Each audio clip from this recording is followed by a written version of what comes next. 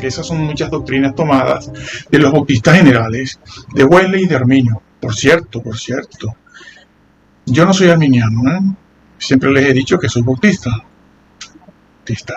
Y no voy a volver a hablar de eso ahora, pero soy bautista, ni soy arminiano. ¿Quién era Arminio? Un gran calvinista, formado en la Ginebra de Calvino, profundo calvinista, sí señor, y en su ministerio, después de sus estudios y todo lo demás, en su ministerio, le dijeron, por favor, mira, no me acuerdo el nombre de él, es un nombre un poco alemán, es un nombre alemán, o holandés, esos nombres que hay que hablar holandés para poderlo pronunciar, pero se les puede poner allí, escrito, ¿no? Para que lo busquen en internet, que le hacía una fuerte oposición al señor Juan. Y entonces acudieron a Arminio, que era una joya calvinista. Una joya calvinista. Le dijeron, oye, vamos a hacerle frente a este señor que va contra el calvinismo. Y dice, sí, yo lo haré. ¿Y qué hizo el señor Arminio? A ver, ¿qué es lo que le hemos dicho a todos ustedes? El señor Arminio empieza a leer la Biblia. Empieza a guiarse por la Biblia. ¿Y qué otra cosa hizo? Se fue a los padres apostólicos, sí señor. ¿Y qué pasó con el señor Arminio? Que Arminio se nos hizo arminiano. Y dijo,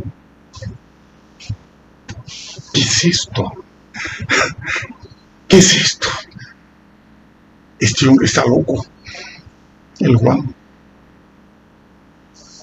Bueno, pero es lo que le ha pasado a todos estos también. Lo que pasa es que él no estaba, esta fortaleza no lo había por alguna razón. Pero ese es otro tema, pero lo decimos.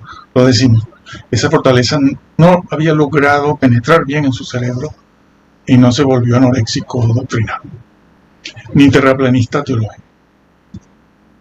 Se dio cuenta, como ha pasado con algunos otros. Y allí mismo empezó su labor. Y muchas de las cosas que están escritas nos vienen, que tú dices que son evangélicas, sí, es verdad, son evangélicas, pero nos vienen de esas líneas. Wesley, Arminio, los hermanos bautistas generales, no particulares, generales, nos viene de ahí. Eso está todo en internet, está todo en los libros. Bueno, los 10 tomos que les recomendé, allí está precisamente la historia de este señor Arminio.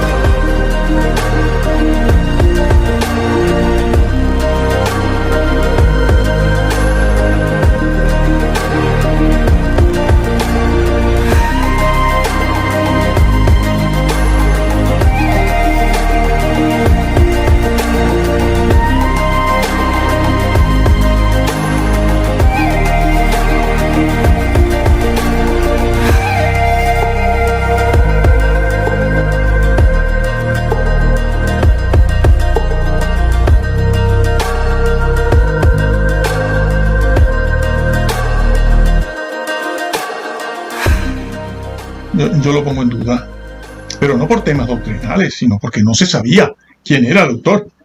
Pero es a partir del siglo XVI que entonces comienza a rechazarse por temas doctrinales. El señor Lutero lo dijo, está escrito, señores, está escrito, eso está escrito, ahora lo cito, pero fue por su contenido teológico que empezó a partir del siglo XVI a ser puesto de lado. Sin embargo, hasta el siglo XVI, por temas doctrinales, teológicos, no había duda. No había duda. Y es un libro que se aceptó como canónico. Y por lo tanto, como canónico, pues se acepta su autoridad, porque por eso es canónico, como ya veremos en la aplicación. Es auténtico y tiene autoridad para la formulación de la doctrina. Bien, lo que dije antes. ¿Qué pasó con el señor Lutero? Cuando él lee Hebreos 6:4, aquello de es imposible que los que una vez recayeron, no cayeron, recayeron, es imposible que sean renovados. Es decir, vueltos a la condición anterior a la caída para que vuelvan a repetirse. Ya hablaremos de eso. Es imposible, claro, cuando él lee eso y lee Romanos 8:23, y claro, encontró un choque ahí. Bueno, los reformadores nunca creyeron lo que creen todos, la masa calvinista, presbiteriana, bautista. Bueno, y otros que no lo son también, que dicen que esos son borrachos. A los que se refiere Hebreos 6 son borrachos de risa, o que eran judíos judaizantes, o que cayeron allí porque esa era la mamá, ese era el papá. Sí, que no eran creyentes, nada de eso. En el siglo XVI lo entendieron muy bien. El señor Lutero lo entendió bien. Él sabía que ese versículo, en el capítulo 2 también, 6, capítulo 10 y capítulo 12, pero ahora me pongo aquí en el 6. Él sabía, él se dio cuenta y lo dice. Dice, eso no lo pudo haber escrito Pablo. ¿Por qué? Porque Pablo no habla de caer, ni de renovar, ni de nada de eso en todas sus epístolas. Y como esa misma frase y esa misma le parecía a él, y esa misma situación o condición de la que habla el autor a los hebreos ahí en el capítulo 6, como yo no veo a Pablo que utilice ese mismo lenguaje y esa misma sintaxis y todo lo relacionado con eso, pues por lo tanto yo no lo acepto. ¿Por qué? Porque ese versículo está diciendo, junto con los demás, ojo, palabras de Lutero, ese versículo, bueno, de esa parte de la Reforma, cuando diga Lutero, estoy hablando de esa parte de la Reforma que incluye a Calvino, Zwingli, etc. Ese versículo sí está diciendo que la persona, el cristiano, que peca, se pierde, que cae. Él lo entendió así, por eso él lo rechazó. Y dijo, ese versículo quita toda esperanza a un cristiano que peca. Y lo mismo hizo con Hebreos 2, con aquello de, ¿cómo escaparemos nosotros si nos desviamos? ¿Cómo escaparemos si descuidamos? Bueno, he hecho esto porque eso es lo que está en el original. Esa palabra descuidar es esto, alejarse del centro donde usted estaba. ¿Cómo escaparemos si descuidamos, si nos alejamos? ¿Y por qué dice alejar? Porque antes no estaba lejos. Antes no estaba lejos, estaba donde estaba en la salvación. Si descuidamos una salvación tan grande, lo está diciendo, usa el vocablo. Y ellos en el siglo XVI lo entendieron bien. Sabían que ahí se estaba diciendo que la persona puede caer, puede desviarse y condenarse. Y luego, bueno, imagínense ustedes entonces el capítulo 10, que habla de pisotear la sangre de Cristo y de volverse atrás y de volver al judaísmo, a las ceremonias rituales. Ahora hablo de eso, sí. Imagínense, les pareció un escándalo. ¿Por qué? Porque no se había enseñado eso nunca. No, hasta los días de ellos, de Lutero y Calvino y otros, Zwinglio y otros, hasta esos días, siempre la iglesia, no importa lo herética que hubiera sido, porque habían grupos disidentes con algunos elementos heréticos. Bueno, en ese sentido Roma no. En ese sentido Roma nunca. Nuestra doctrina la hemos heredado de ellos, en esas áreas. En esas áreas la hemos heredado de ellos, porque esa es la doctrina que nos viene del siglo I. Que les han hecho creer otra cosa también. Que no se sabía nada hasta el siglo XVI, y menos mal que en el siglo XVI dijeron que había un Salvador que se llamaba Jesús. Falso. Entonces, hasta ese siglo siempre se entendió que había que guardar la ley como en el sentido moral, no civil, no, en el sentido moral, sentido moral, ético, lo que hoy en día entendemos por ético-moral, utilizando la palabra ética en el sentido, con el significado que se le da hoy. Porque si nos vamos a lo mejor un poco más atrás, a lo mejor esa palabra ética tiene connotaciones, pero la estoy usando en nuestro contexto. Ética moral, todo el mundo sabe que es portarse bien, según el Decálogo. Y eso fue verdad así hasta los días del Señor, estos 2, 3, 4 señores de la Reforma. Esa parte de la Reforma. Calvino no creía en él. Él mismo no se bautizó como creyente, no se bautizó de adulto. No, ¿para qué? Yo soy salvo ya. Sí, señor. Fueron los anabautistas. Y bueno, y por eso murieron. Bueno, retomo. Entonces, hasta esos días, la ley. Pero vino este señor y a él le pareció, una cosa personal de él, le pareció que eso de la ley no. Era cosa de él porque eso no era creído en ese momento. No era la doctrina que venía del siglo I.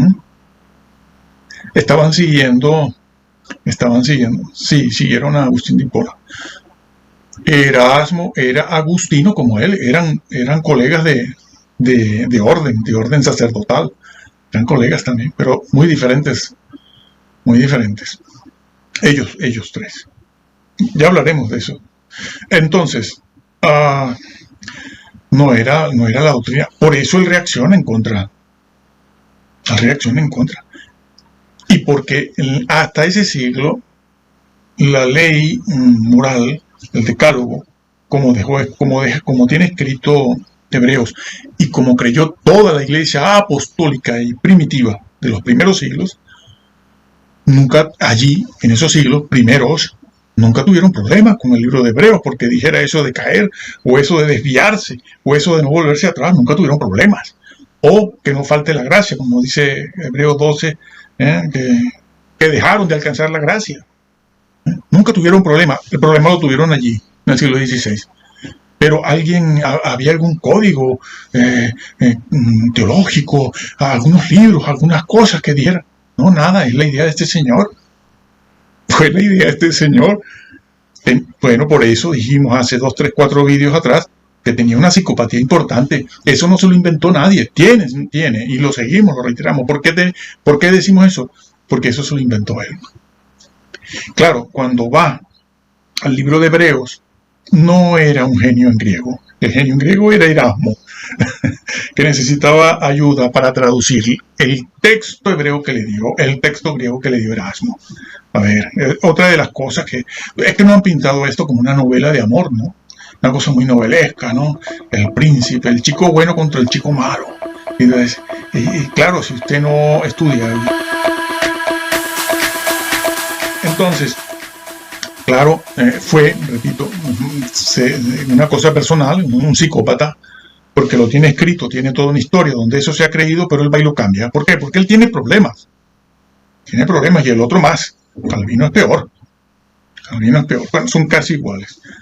Habían diferencias entre ellos, sí. Entonces, este señor, pues lo rechaza. ¿Y qué hizo?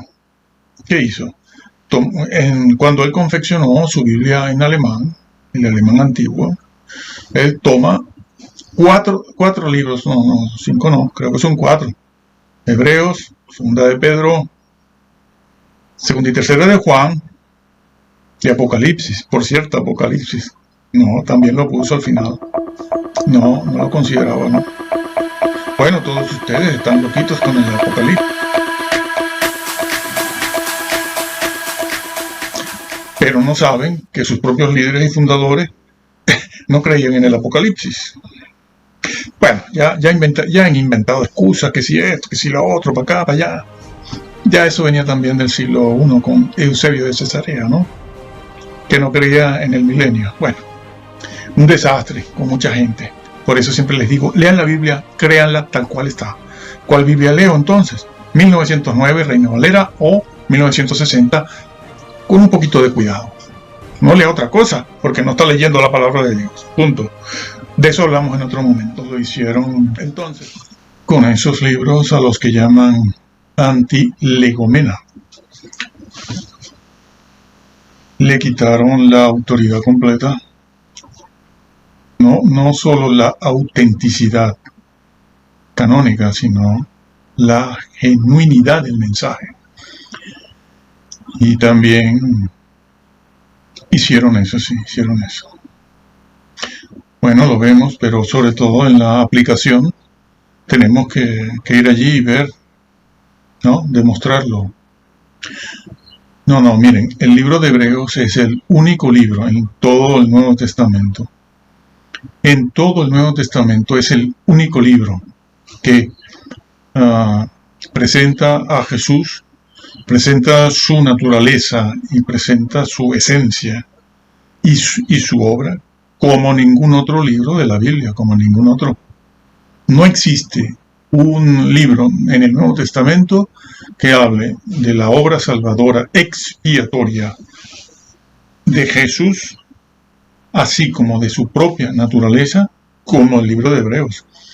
Es un error quitar o ponerlo al final del libro, de toda la escritura, quitándole además su autoridad, la autoridad que tiene ese libro de Hebreos para la formulación de la teología, la doctrina. Es un error quitarlo solo porque a alguien de manera personal no le gustaron ciertos versículos. Porque quitarlo o quitarle a la autoridad que tiene, como vamos a ver, como lo veremos en la aplicación, hay que verlo, hay que demostrarlo, claro, esto que digo ahora, ¿no? Quitarle su autoridad es poner en duda todo. Sembraron la duda y de allí esta denominación satánica completamente. No, señor. Antes que estos dos reformadores, ya el señor Erasmo y otros ya habían hablado de todo eso que se dijo después. Por eso en